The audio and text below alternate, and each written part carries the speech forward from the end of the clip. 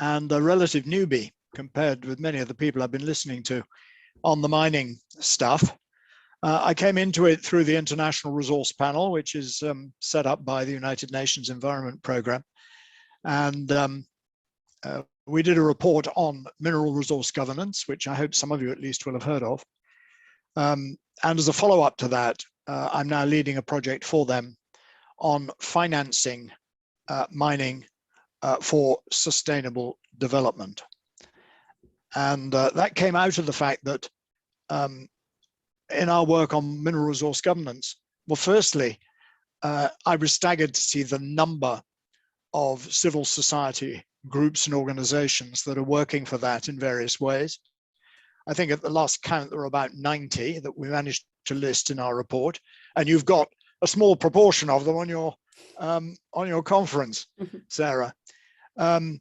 And we kept coming across this thing called the social license to operate, which is clearly important and has been influential. But actually, we wanted it to go much broader than that, towards a sustainable development license to operate, whereby it became understood that mines did not go ahead unless they were contributing to the Sustainable Development Goals, which of course is now the global aspiration, which I think was a huge achievement through the United Nations to get those adopted. And of course, you were, in your previous conversation, you were talking about the complexities that such a perspective might introduce. Boy, it is complex. And of course, saying you want to contribute to all those goals doesn't mean you're not going to get any trade-offs. You're bound to get trade-offs. And the question then is, how are those managed, through what sorts of processes, and through what sorts of governance? And that's what our report was all about. So now I'm deep in the financial sector to see how the financial sector can try to encourage that sort of extractive industry. So jumping straight into that then, Paul, do you have any sneak previews for us with regards to what the finance sector report might include? No, I don't. And my colleagues would be very cross with me if I was to share them with you before they were published. But all I know is that we're not going to get there without very significant reforms to the financial sector. Yeah. And part of that comes from some of the things that many others have been saying before me.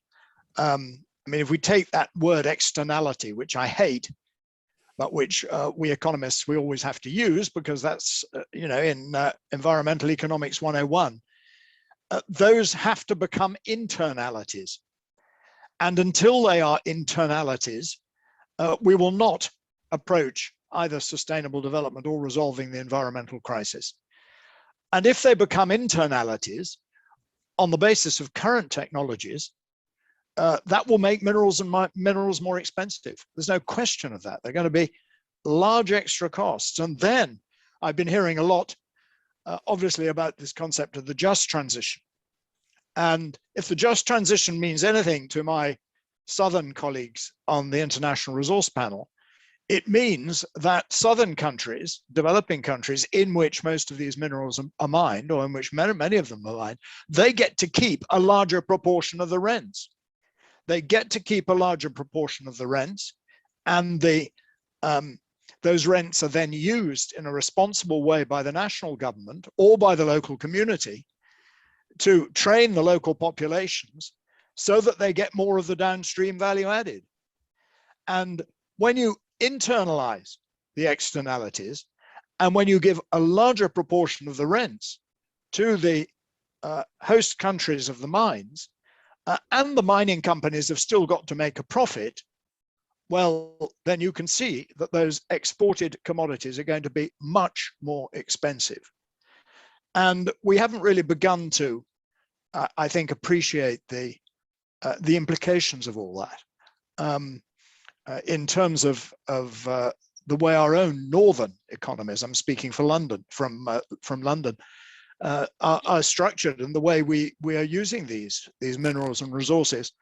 But the good sign of that, from our point of view, would be that if we were to start paying real prices, and by real prices I mean prices that incorporate the external environmental costs and the prices that allow for those countries that export those resources to engage in sustainable development, if we were paying those real prices, firstly, we would use those resources much more carefully, and we would start seeing something of a circular economy, not because people are suddenly become like angels, but because it makes financial sense to use those resources much more carefully and make sure that we recovered them from products at the end of their lives, et cetera, et cetera.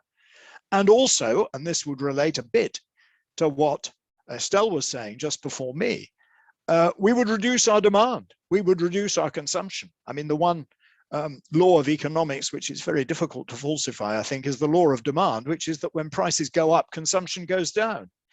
So I don't see how the super consuming societies of the North are ever going to really address these sorts of challenges without paying much more for their raw materials.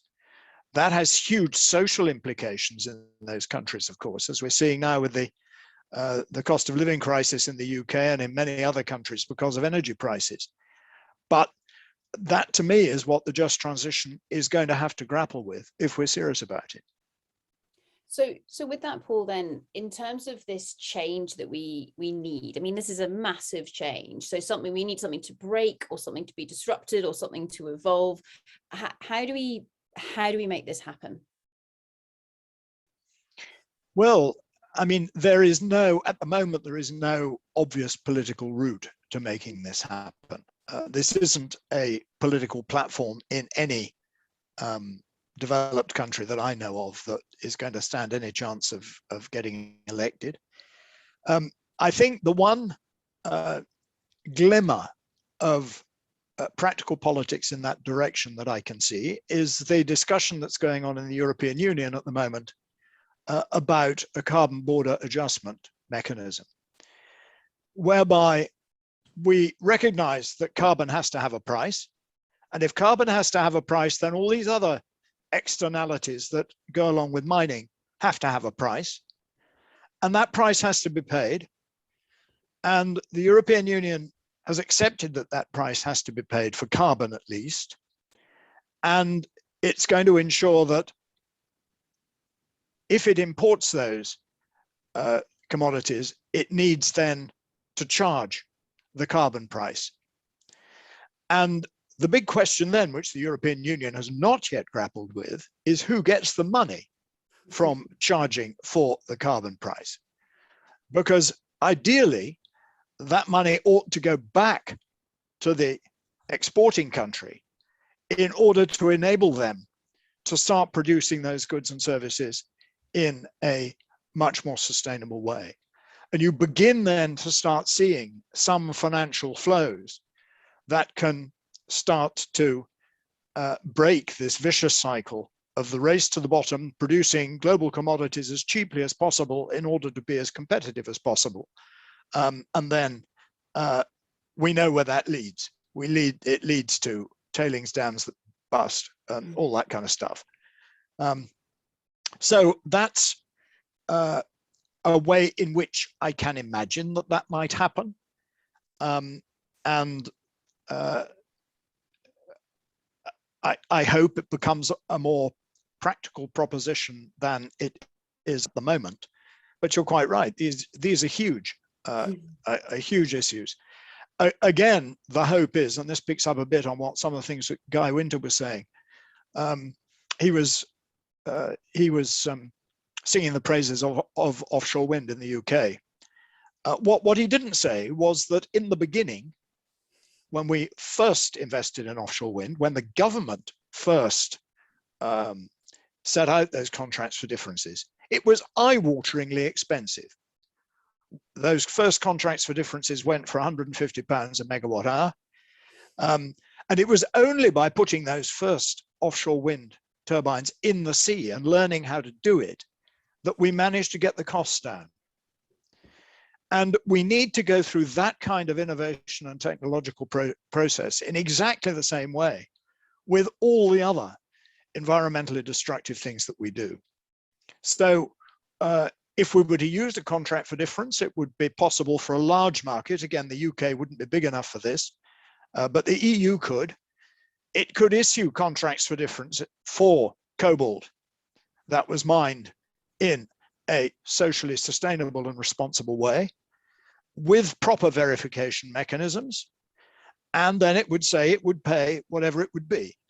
And that cobalt would be much more expensive than the current price because they wouldn't be able to do it otherwise. But having paid that and having made provision that that money went into community development, downstream development, environmental remediation, putting aside a sum of money for mine closure, all the things that currently don't happen in the mining sector, then we would find there would be innovation in that sector. New ways would be found for mining cobalt that were less environmentally destructive and were therefore less expensive to resolve those problems. And we would gradually get to a situation, as we have done with offshore wind, and the most recent contracts for difference for offshore wind were selling at £40 a megawatt hour, more or less a quarter of what they were selling for less than 10 years ago. No, not less than 10 years ago, less than 20 years ago. Then we can start to get that virtuous circle going. But you can't get the virtuous circle going without being prepared to pay more if the stuff is done properly. And so this is something, Paul, where in terms of everything that you've just described there, it takes almost a huge amount of courage for one bit of the world to go first. And so if and when Europe goes for it and says, okay, so here is an ESG price or whatever they want to call it that gets put on top of that cobalt in terms of where the money goes, I guess the pressure is then on, say, the DRC to say, well, hang on a second, if we show we've already charged that price and we've kept the money, then actually that should then be flowing on through the system, or there's something fairly kind of weird and wonderful, I guess, in that. What do you think the chances are of the EU or a different part of the world actually getting on and doing it? Do you think they're going to go for it, or do you think they're going to say, hang on a second, I'm only in power for 4 to 10 years or whatever the case might be, I've got other battles to fight? Well, prior to the European Union's adoption of the Green Deal, I would have said exactly what you said in the second part of your sentence. You know, this is not something that practical politics does. But given the level of public awareness now of the crises of both climate and nature, and I think an increasing determination to treat them together, I think there is a small possibility that this could become a practical politics within the next 10 years. Of course, we've left this terribly late. I mean, you can see I'm not a young man. I've been working on these issues for at least 30 years. I can see a few people on the panel who are more or less my age as well, and they're probably working on this for 30 years. And we've done absolutely diddly squat in a serious sense over all these years. Well, we've just got to get serious and real about this, because the climate and the biosphere work on its own logic and its own laws, and human well-being doesn't feature there if we don't pay any attention to them. So yeah, I mean, I think there are certain things moving in the right direction, but they're not moving in the right direction anything like fast enough. There's far more words being spoken than actions being taken, and clearly that's got to change. But I think the one thing we can say about the last 20 or 30 years is that we kind of know what to do. That because there have been lots and lots of experiments, and the mining sector, as with other sectors, has made a lot of progress in knowing how things need to be done. Now it's got to do them, and it's got to do them systematically. It's got to do them at scale, and it will need help to do that, because otherwise the companies that do it will simply go out of business, and that doesn't help anybody. So this is a systemic problem. It's a systemic public-private problem. Governments have to provide the system conditions whereby these companies can behave properly. And that is both incentives and penalties if they don't. And I think the European Union is beginning to recognize that that's what it needs to be. So last question on this before I move on to the question that you know that I'm going to pose to you, and that is, so given all of this change, for example, that we're going through at the moment. In fact, tell you what, let me come to that last question that you know that I'm going to ask you, and I might come back. So in terms of taking action and making this change actually happen, we're of course left with some really difficult questions that we need to be addressing here. And the question, of course, is the last one that I posed to Estelle. So we need to buy cobalt. We haven't invented technology that means that we can do without cobalt yet.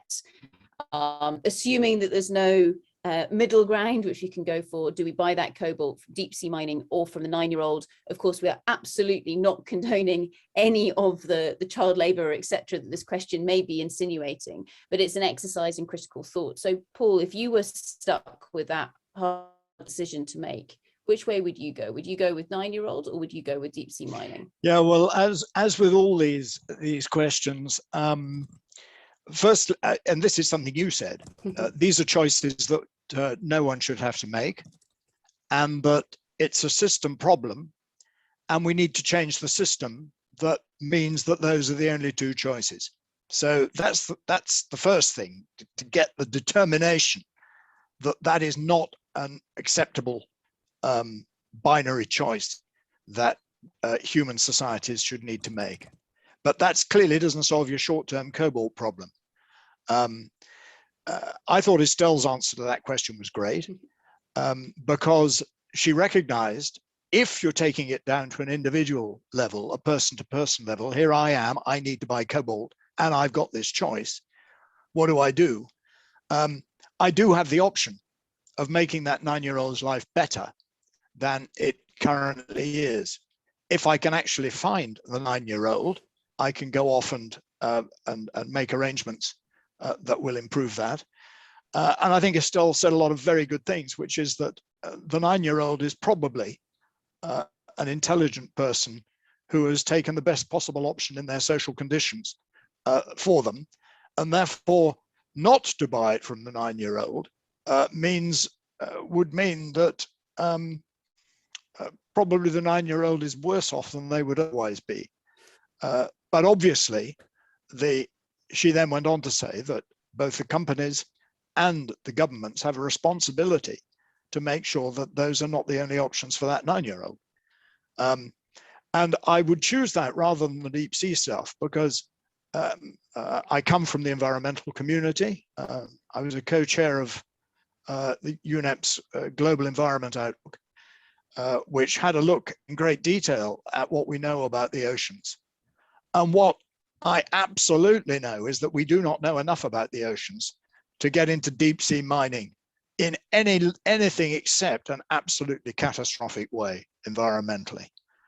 So we just don't do it at the moment. And probably, actually, we will never do it responsibly. Given the economic circumstances and the economic incentives, I'm very much afraid that we will go into deep sea mining when we shouldn't.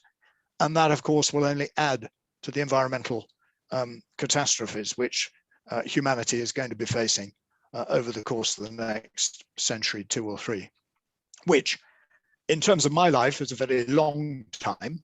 But in terms of the geological timescales, which with the previous speaker you were talking about, is such a flash in the pan that we shouldn't even be considering it except as such.